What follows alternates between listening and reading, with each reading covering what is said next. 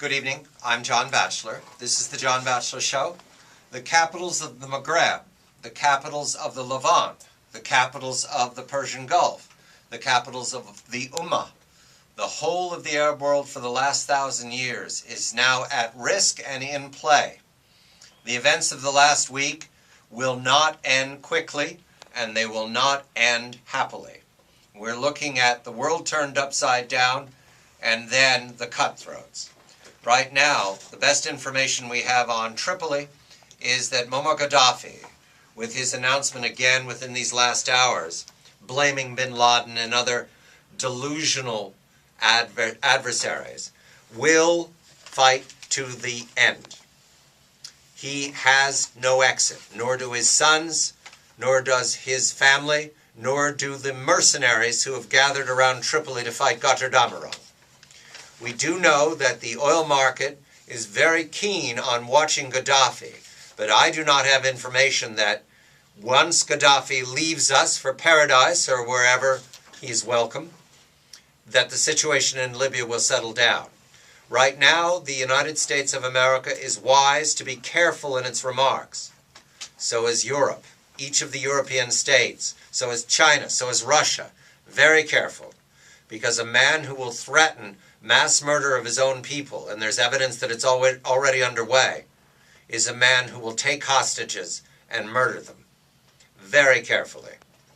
We can go to other Arab capitals where there's more to say and more in play and more threatening over the long term than Muammar Gaddafi and the anarchy of Libya. Malcolm Hoenlein of the Conference of Presidents of Major American Jewish Organizations joins me, returning from the region.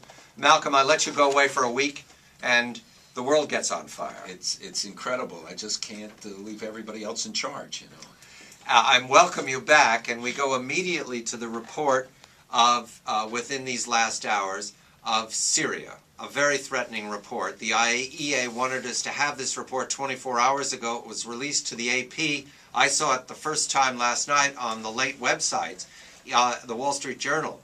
It comes out of the IAEA in coordination with a German newspaper, which I'm told is a well-known conduit for German intelligence, the BND.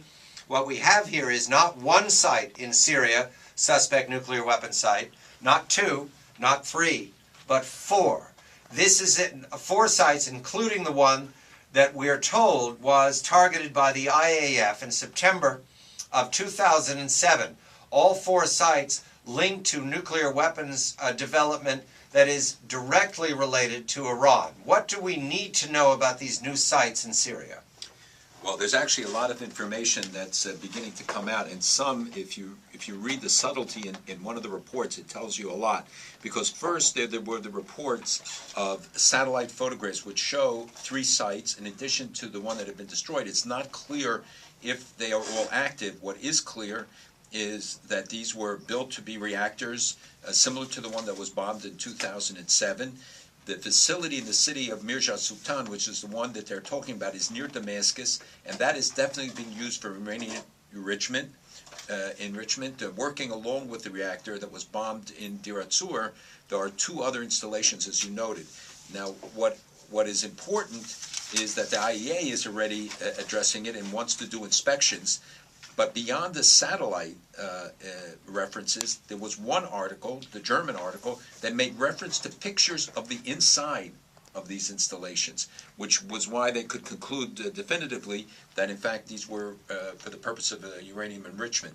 The other stories did not have that little tidbit, which obviously is very important.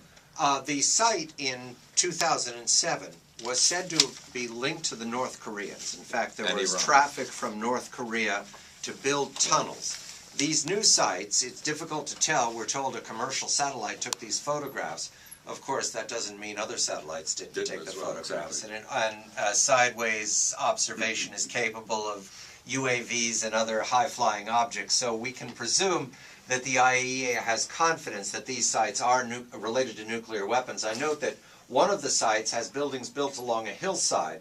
That doesn't mean that there aren't tunnels leading from those entries along the hillside. That's right, and they learned the lesson after the bombing, and they said that future facilities would be more protected. And it's interesting that it comes out at a time when there are reports of Iran seeking new sources for uranium, doing a worldwide search for it, and other reports that the Turks are trying to help facilitate both breaking the isolation for the trade that the Gulf and other states and others want to do, but more importantly for their nuclear program. It's something which has not yet been substantiated, but it's certainly something that is very clear. And in reference to something you discussed earlier in your show, the fact that the foreign minister of Iran is now hanging around in North Korea, and remember he was the former head of their nuclear program, is raising a lot of eyebrows. Malcolm references a report from the AP.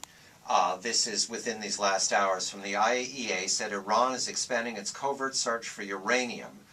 Foreign Minister Ali Akbar Saleh met secretly with senior Zimbabwean mining officials.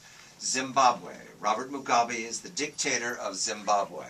It is a failed state. The people there are under ruinous inflation all the time. The brutality is constant. We have no good reporting coming out of Zimbabwe. The link here is that Zimbabwe and Robert Mugabe have been feted by the Chinese and the Chinese Communist Party these last years, and at the same time, we're told that Muammar Gaddafi uses special forces Zimbabwean guards as his private bodyguard in Tripoli. So Zimbabwe is another rogue state that is participating in this chain of depredation. North Korea, Iran, Zimbabwe. And at the same time, Senegal today broke diplomatic relations with Iran, claiming that they had been manipulating, and it's not the first. That was the arms shipment to the Gambia, yes. Right, but also concerned about the potential that they would use them as transfer points for enriched uranium or uranium for enrichment. We're going very fast because there's so much moving. There's so much moving around, and right now we're going to go from Syria and the suspect nuclear weapon sites. And by the way, Malcolm, John Kerry and the Obama administration have been fully briefed on this information that the IAEA just gave us to confirm for 2 years, and John Kerry's visits to Bashar Assad and to the palace in Damascus raises questions about exactly what was in the conversation there. Oh, by the way, we'll give you trade if you give up your nuclear weapon sites that we don't want the public to know about. I mean, Well, we don't know what was in the discussion. We hope that it was raised, but clearly, if these reports are accurate and true, and there's no reason to believe that there isn't a basis of veracity to it, and certainly with the multiple sightings, it raises a lot of concerns both about the relationship of Iran with Syria and Syria's ultimate designs. They've always said they wanted to be a nuclear power.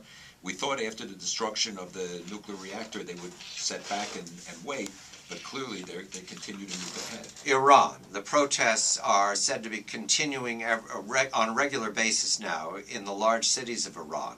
Within these last hours, the report that Mousavi and Karoubi, both leaders of the opposition, are under virtual house arrest, and it could be that they're about to be arrested. However, that doesn't speak to the nuclear weapons search that I mentioned with sending a minister to Zimbabwe.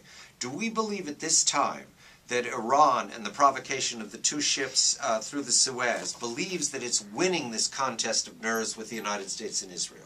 Well, it's not just, I do believe with the United States, more importantly, with Saudi Arabia immediately, with Egypt, which was a major contender with Iran and Mubarak, who blocked their ships for all the years in the Suez Canal, who was seen as a major challenge to Iranian hegemonic designs, and certainly Saudi Arabia, with its fear about the trouble that Iran has been making in its eastern province, which, by the way, is some 16 miles from Bahrain, where Iran's role, I think, will become more apparent, where you have the Sunni government being challenged by a Shiite population. So Iran is looking at the totality of the situation today. It has condemned Gaddafi. It has come out in favor of the demonstrators everywhere except within its own borders. It continues to be challenged. The two ships was a statement on their part. They said some 6 months ago they would go to the Mediterranean. They now have these two ships sitting in Latakia in Syria. And I think that by the way, the crackdown internally is continuing. By the way, to the astonishment of a lot of people, a group of officers have now written from the Iranian army and the Revolutionary Guard saying Look at the role they played in Egypt, look at the role in Tunis. We do not believe that's the role for the army, is to crack down and crush the population, meaning that there are significant breaks that Syria is facing. But the overall, one has to look at the situation that Iran is emerging more closer to its hegemonic goals. There's a lot of concern that they will try to heat up sections of the Middle East, either the Lebanese border, the Syrian border, the Gaza border, all of which they essentially control. And the Grad missile that was fired from Gaza today for the first time hitting Beersheba, a major city since 2009, it's the first such attack, destroyed a house, other shots into the Negev, could well be a forecast for what may follow. Malcolm Hoenlein, Conference of Presidents, major American Jewish organizations, my fireman back from the front lines to throw as much sand around this studio as possible, because right now we've got a fire in all directions.